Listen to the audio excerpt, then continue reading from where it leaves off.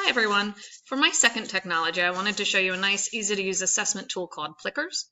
I don't have much experience with it myself, but I did attend a PD last year, and I saw it being used for math, which is a great way to use it, but it could really be used in so many different subjects.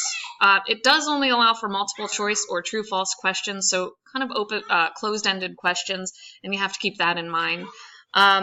You only need one iPad, one computer, and a smartphone or something like that. You really only need one device to use this effectively, which is why I think that this is such a great device, especially if your classroom just doesn't have access to a lot of technology.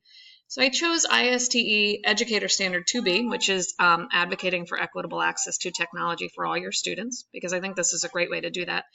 And Educator Standard 5B, which is aligning it with content areas.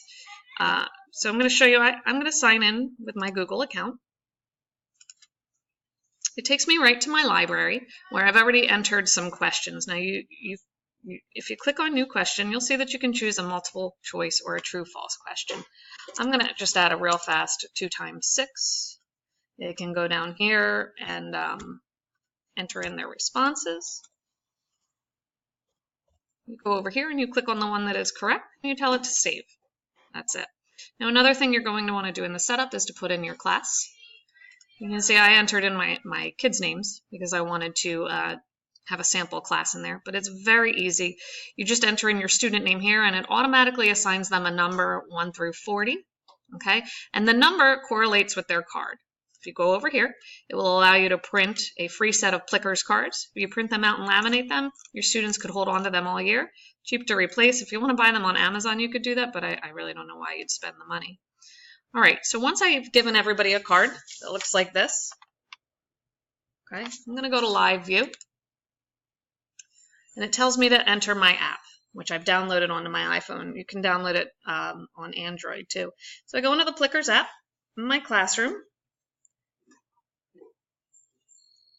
and you can see I was trying this out with a question before, but I'm going to put a different question up there. I'm going to use, what is 12 times 3? You can see it comes up with the answer. Now, with the answer choices, what the students do is they take their card and they find the letter that they think is correct and they hold it with that letter up. So A, B, C, or D. So every student would be holding up a card. I hit on my phone. You can see it has a scan button. I quickly hit that, give it a quick scan.